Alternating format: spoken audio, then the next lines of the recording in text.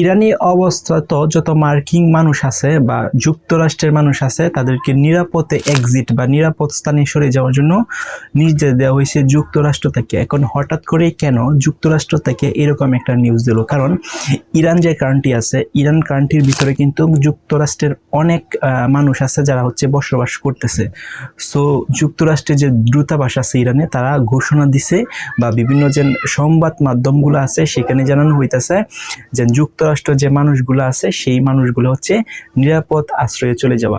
Even এরকমও ঘোষণা দিছে, অলরেডি তো জানেন যে ইরান এবং হচ্ছে যুক্তরাষ্ট্রের মধ্যে যে যুদ্ধটা ছিল সেখানে কিন্তু একটা যুদ্ধ বিরতি চলতেছে, অর্থাৎ এটা কোনো আনুষ্ঠানিকভাবে যুদ্ধবিরতি না, কোনো স্বাক্ষরিত বা কোনো হচ্ছে আনুষ্ঠানিকভাবে যুদ্ধবিরতি না। এখন আজকে থেকে হচ্ছে ইরানের যে আকাশপথ আছে সেটা সীমিত আকারে খুলে দেওয়া হয়েছে, অর্থাৎ আন্তর্জাতিক যে ফ্লাইটগুলো আছে এই ফ্লাইটগুলা চলাচল করার জন্য টোটালি না, অর্থাৎ সীমিত আকারে বা আংশিক আকারে খুলে দেওয়া হয়েছে। এবং এমন অবস্থায় কিন্তু যুক্তরাষ্ট্রে তাইকে একটা ঘোষণা দেওয়া হয়েছে এবং বিভিন্ন গণমাধ্যম যেগুলো আছে সেখানে প্রচার করতেছে, অর্থাৎ ইরানে যে মার্কিন লোকবল আছে বা মানে সাধারণ মানুষ আছে তারা হচ্ছে বিমানে করে অন্য দেশে এক্সিট হয়ে চলে যাক অথবা যুক্তরাষ্ট্রে ফিরে আসুক।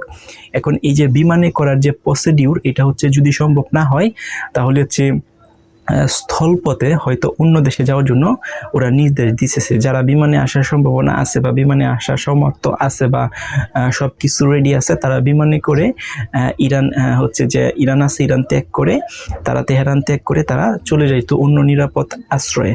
আর যারা হচ্ছে এরকম কোনো সুযোগ নাই যে বিমান ইউজ করিয়া বা ভিসা এবং পাসপোর্ট সব কিছু মেনটেন করিয়া তারপর বিমান দিয়ে আসার, যাদের এই সুযোগটা নাই তারা হচ্ছে জলপথে দিয়া অন্য দেশে চলে যাওয়ার জন্য বলতেছে।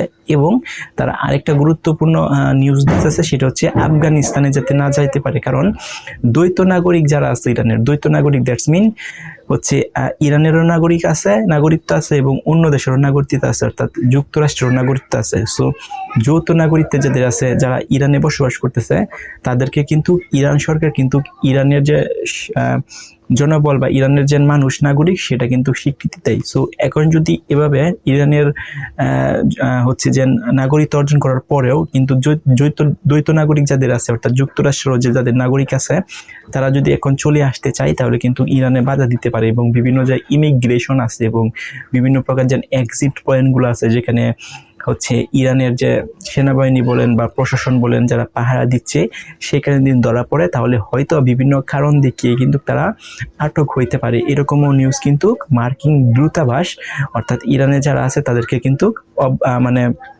অবহিত করতেছে।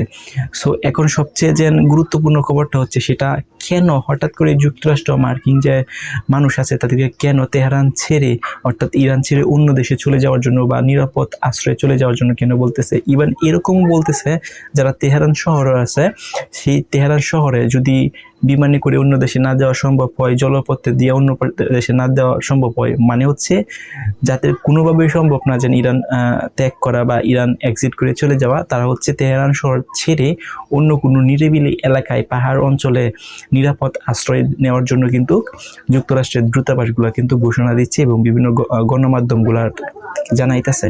সো হঠাৎ করে ডোনাল্ড ট্রাম্প বা যুক্তরাষ্ট্র কেন এই ধরনের সিদ্ধান্ত নিচ্ছে, তার মানে হচ্ছে যে আবার যুদ্ধটা কিন্তু খুবই স্ট্রংলি ভাবে লাগবে এবং ধারণা করা যাচ্ছে যে খুব শীঘ্রই হয়তো ডোনাল্ড ট্রাম্প বা যুক্তরাষ্ট্র থেকে এই তেহরান শহরে বা তেহরানে বা ইরানের উপরে কিন্তু একটা ভয়াবহ হামলার সম্ভাবনা আছে, কারণ তাদের যে নাগরিক আছে তাদের নাগরিকদেরকে সরিয়ে নেওয়ার জন্য আহ্বান জানিয়েছে। সো আপনাদের কি মতামত একটু কমেন্ট করে জানান।